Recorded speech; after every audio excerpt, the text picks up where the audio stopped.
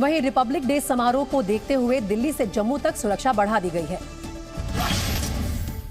जम्मू कश्मीर के पुंछ सेक्टर में सुरक्षा व्यवस्था बढ़ा दी गई है। राजौरी में हुए हमले के बाद से सुरक्षा बल जगह जगह चेकिंग कर रहे हैं। गणतंत्र दिवस को देखते हुए पूरे देश में सुरक्षा एजेंसियां इन दिनों अलर्ट पर हैं। राहुल गांधी की अगुवाई में जारी भारत जोड़ो यात्रा आज जम्मू के कठुआ से शुरू हुई। इस यात्रा में आज शिवसेना सांसद संजय राउत भी शामिल हुए। संजय राउत ने कहा कि राहुल गांधी आवाज उठाने वाले नेता हैं और अब देश का माहौल बदल रहा है। जम्मू कश्मीर के राजौरी में एक महिला टीचर ने पीएम मोदी से ऑटोमेटिक हथियार की मांग की है। महिला टीचर के मुताबिक आतंकी हमलों के बाद से कश्मीर में डर का माहौल है और हथियार मिलने के बाद वो अपनी आत्मरक्षा और सुरक्षा बलों की मदद कर सकेंगे। बीजेपी के राष्ट्रीय अध्यक्ष जेपी नड्डा यूपी के दौरे पर हैं। जेपी नड्डा ने आज वाराणसी में काल भैरव मंदिर और काशी विश्वनाथ मंदिर में पूजा अर्चना की। बेंगलुरु में एक बार फिर हिट एंड ड्रैग का मामला सामने आया है, जहां एक महिला ने कार से एक व्यक्ति को पहले टक्कर मारी और फिर 1 किलोमीटर तक घसीटा। हुआ ये कि बेंगलुरु सिटी में प्रियंका नाम की महिला की कार दर्शन नाम के एक व्यक्ति की गाड़ी से टकरा गई थी। टक्कर के बाद दोनों में बहस छिड़ गई और कार ड्राइवर गाड़ी से बाहर निकल आया। इतने में महिला ने गाड़ी आगे बढ़ाकर उसे टक्कर मार दी और 1 किलोमीटर तक घसीटा। पुलिस ने महिला के खिलाफ धारा 307 में मुकदमा दर्ज कर गिरफ्तार कर लिया है। महिला ने कार ड्राइवर और उसके दोस्तों के खिलाफ छेड़छाड़ की शिकायत दर्ज करवाई है। कार्रवाई करते हुए पुलिस ने दर्शन और उसके साथियों को भी धारा 354 में गिरफ्तार कर लिया है। वहीं राहुल गांधी की अगुवाई वाली भारत जोड़ो यात्रा पंजाब से होकर जम्मू के कठुआ में दाखिल हुई। यहां यात्रा के दौरान वो पहली बार टी शर्ट के ऊपर कोई और कपड़ा पहने दिखे, क्योंकि कठुआ में भारत जोड़ो यात्रा जब शुरू हुई तो बारिश हो गई थी, लिहाजा राहुल गांधी काले रंग के रेनकोट में नजर आए। इस दौरान यात्रा में शामिल लोग राहुल गांधी के समर्थन में नारेबाजी करते सुने गए। भारत जोड़ो यात्रा में शिवसेना नेता संजय राउत भी शामिल हुए और उन्होंने कहा कि राहुल गांधी के समर्थन में हर राज्य में लोगों की भीड़ उमड़ी। मैं राजनीतिक बात नहीं कर रहा हूं,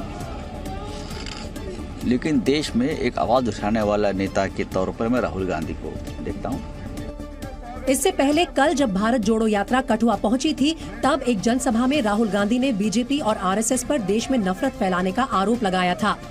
जब ये एक धर्म को दूसरे धर्म से लड़ाते हैं, एक जात को दूसरी जात से लड़ाते हैं। जम्मू कश्मीर में राहुल के लिए सुरक्षा के पुख्ता इंतजाम किए गए हैं। भारत जोड़ो यात्रा 30 जनवरी को श्रीनगर में खत्म होगी। नेशनल कॉन्फ्रेंस के अध्यक्ष फारूक अब्दुल्ला भारत जोड़ो यात्रा के जम्मू कश्मीर में दाखिल होने पर राहुल गांधी का स्वागत करने पहुंचे थे। इस दौरान उन्होंने कांग्रेस सांसद की खूब तारीफ की। इसके लिए जम्मू कश्मीर के पूर्व सीएम फारूक अब्दुल्ला ने आदिगुरु शंकराचार्य का उदाहरण दिया। उन्होंने कहा कि राहुल गांधी देश को जोड़ने की कोशिश कर रहे हैं। सदियों पहले शंकराचार्य जी ने यात्रा की थी शुरू, कन्याकुमारी से कश्मीर तक। ये दूसरा शख्स है जो आज कन्याकुमारी से कश्मीर आ रहा है। कठुआ के लखनपुर में फारूक अब्दुल्ला ने बीजेपी से भी भारत जोड़ो यात्रा में शामिल होने की अपील की। उन्होंने कहा, भारत जोड़ो यात्रा का विरोध करने वाले देश के दुश्मन हैं। आज बात नहीं है कि नौकरी मिलेगी या क्या होगा, आज बात है कि भारत बचेगा या नहीं बचेगा। फारूक अब्दुल्ला ने दावा किया कि जम्मू कश्मीर में आतंकवाद अब भी जिंदा है और ये पाकिस्तान के साथ बातचीत शुरू करने तक खत्म नहीं होगा।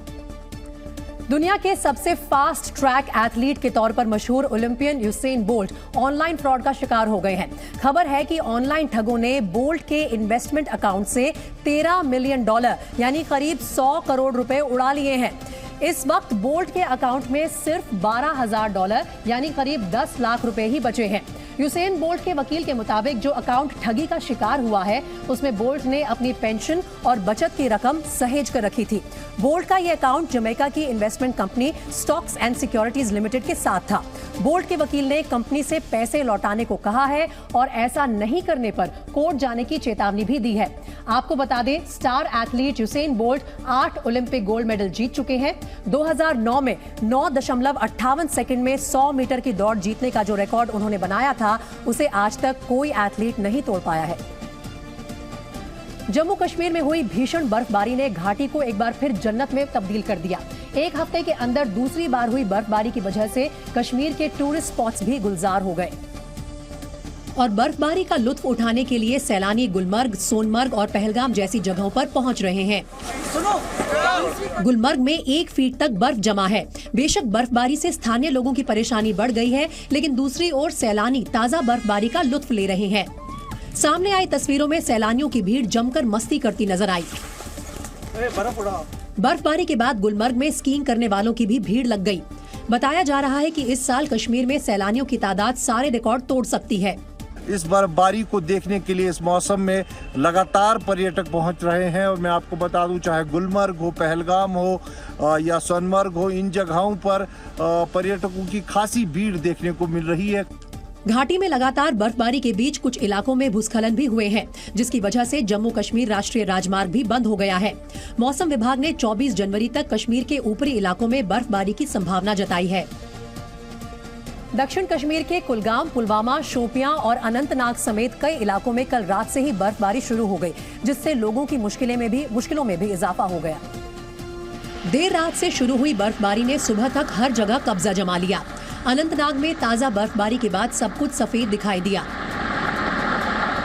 सड़कों पर बर्फ की मोटी परत बिछी हुई थी और मकानों की छतें बर्फ से सफेद हो चुकी थी। कड़ाके की ठंड ने लोगों को जैसे घरों में कैद कर दिया। 22 जनवरी तक घाटी में बादल छाए रहेंगे, जबकि 23 जनवरी से एक बार फिर हल्की बर्फबारी की संभावना जताई गई है। वहीं श्रीनगर में भी कंपा देने वाली सर्दी का दौर जारी है और डल झील प्रवासी पक्षियों का नया ठिकाना बनी हुई है। बर्फीले पहाड़ों के बीच बहता पानी और उस पर तैरते पक्षी घाटी की तस्वीर को और भी खुशनुमा बना रहे हैं। पक्षियों के लिए इस मौसम को आसान बनाने के लिए श्रीनगर के एक टूर ऑपरेटर ने डल झील में बर्ड फॉरेस्ट भी बनाया है। झील में जगह जगह पानी पर तैरते टिन के टुकड़े हैं, जिन पर वो रोज पक्षियों के लिए दाना डालते हैं ताकि कड़ाके की ठंड में इनका गुजारा हो सके। उत्तराखंड के ऊपरी इलाकों में भी वैसी ही तस्वीर है जैसी कश्मीर के पहाड़ी इलाकों में बनी हुई है और इसकी सबसे सुंदर तस्वीर उत्तराखंड के रुद्रप्रयाग से आई है, जहां ताजा बर्फबारी के बाद केदारनाथ धाम पूरी तरह बर्फ से ढक गया। केदार घाटी में सब कुछ सफेद दिखाई दे रहा है।